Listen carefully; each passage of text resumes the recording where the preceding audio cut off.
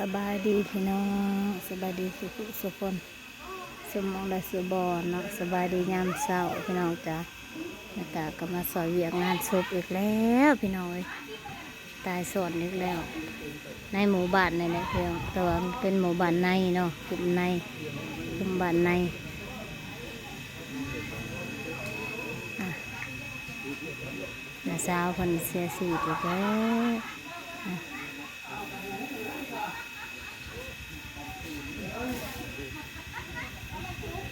เสียชีวิตเมื่อคืนพี่น้องเอ้ยหากัดแจกผู้นั้นนะผู้นั้นหากัดเอาลง2 มื้อนะหาก็ลงได้2 มื้อคนนะแล้วคนนี้ก็เสียอีกละเสียชีวิตเมื่อคืนเนี่ยพี่น้องเอ้ยเลยมาตาก็เลยมาสอยเวียคนตะกี้ว่าจะไปลูกก้าตาว่าจะไปลูกก้าให้แม่เทนอยู่อะไรไปลูกก้าให้แม่ปลาเทนอยู่บ้านนาหัวคำเนาะก็เลยบ่ได้ไปซ้ำเพิ่นโทรมาบอกมาคำว่านก็หับจนหับปากกระเพิ่นมาแล้วจนหับปากกระเพิ่นว่าสิไปลกให้แต่ว่าตอนกลางคืนมาแล้วปัดจะโทรมาบอกว่าป่าเพิ่นเสียป่าเพิ่นเสียก็เลยบ่ได้ไปซ้ำเลยมาซอยเหยียบกันที่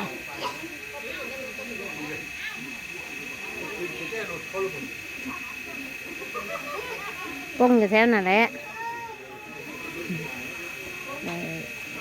ก็จะเสียมาคืนนะก็จะเอาลงมานี่กันเลยพี่น้องไม่ได้ไหวลายมือเนาะก็เลยมาซอยคนซอยเหยียบคน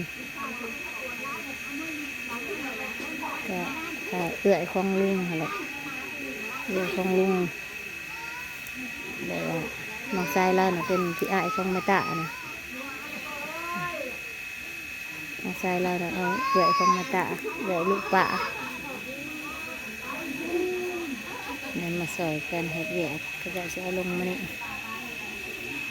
เอาขั่วเนี่ยทั้งขั่วเจตำหัวเอามาเตะแล้วยุ่นเออ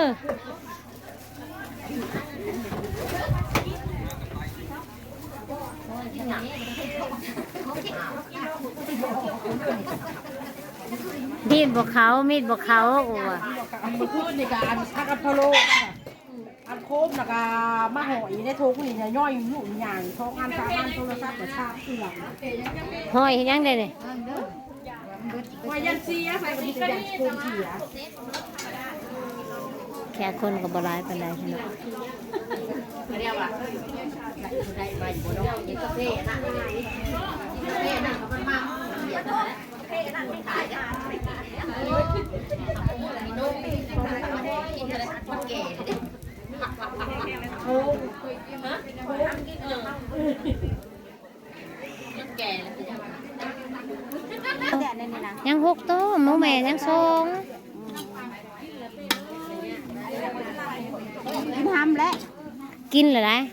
เอาออกแต่แม่ได้ประมาณ2 ถิดเลยเด้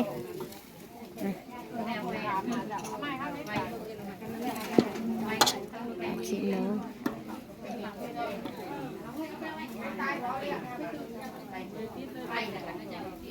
หมูแม่ได้2 โต๊ะ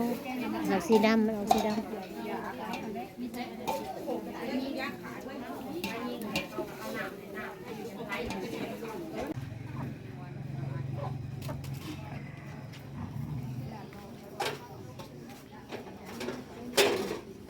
ด่านหมูให้ทวน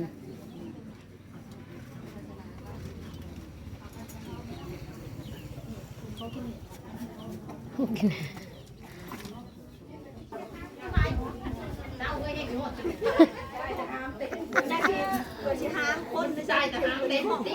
ดำสุดผาหามีเลย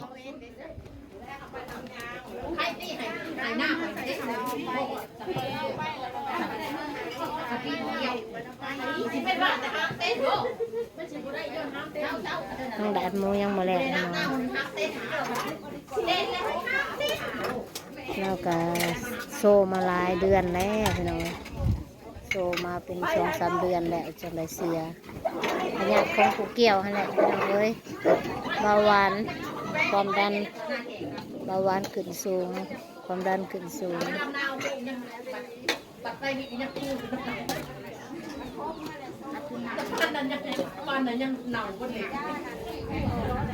เพื่อพอกำลังขึ้นมาใหายบุญ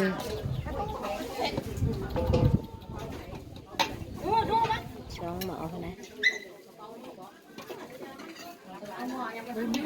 กระตุกแบบมือมึงใช้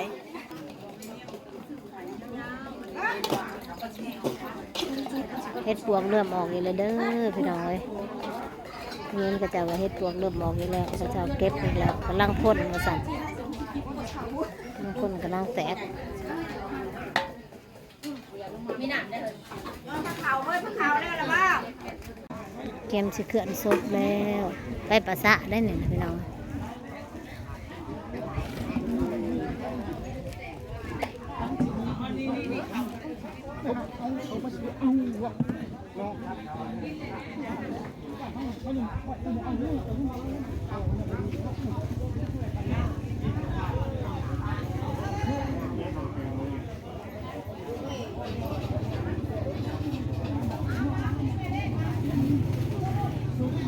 ถูกแล้วเขื่อนซบแล้ว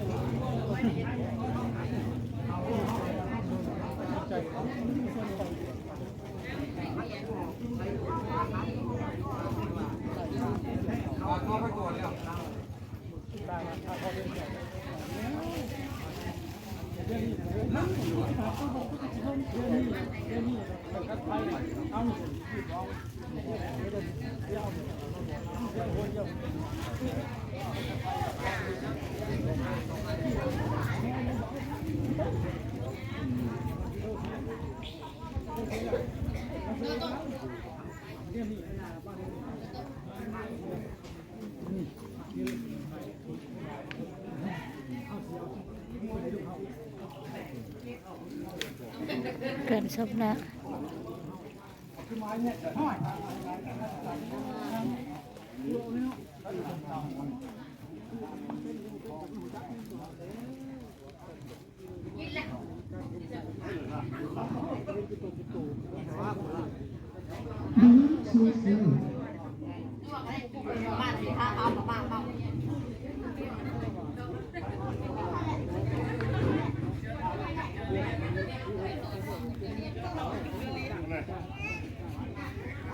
ให้ภาษาเลย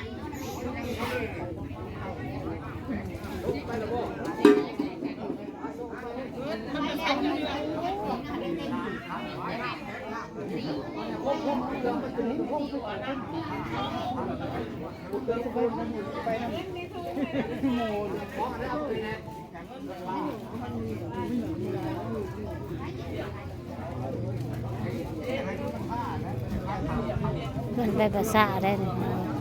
ไม่ได้ไปให้หน้าเพิ่นเองหรอกเพิ่นไปภาษาผู้ใดพูนภาษาก็ไกลไกลทางก็ยากๆหน่อยจังหน่อย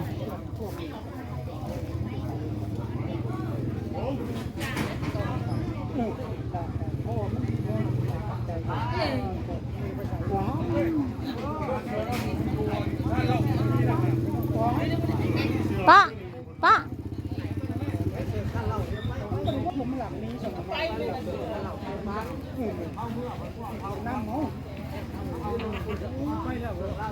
บ้านที่ลืมเขามาไม่ใช่ไปชอบลูกอีกไปทบเอา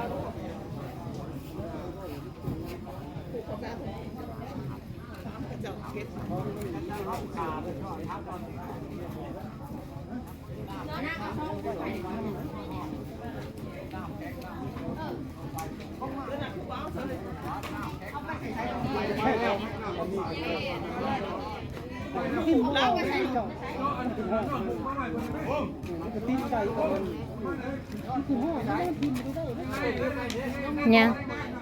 หูบเรา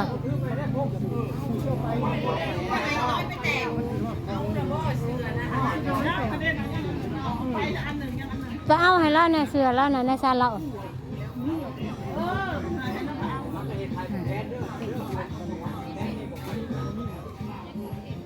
ยังอยู่เชือน่ะนะลุงยังอันนึงทำงาน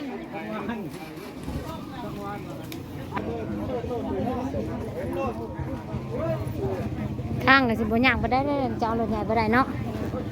มีครัวแหละมันสิบ่ได้สุกน้ำครัวแหละ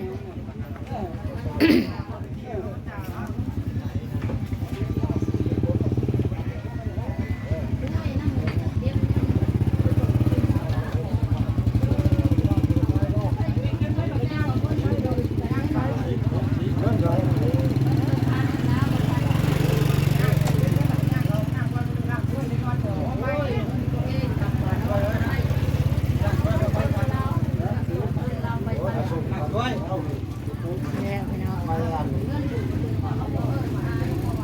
ไปประสาทพี่น้องมันไม่ตาเราไม่ได้ไปไม่ตาสิเมื่อแล้วพี่น้อง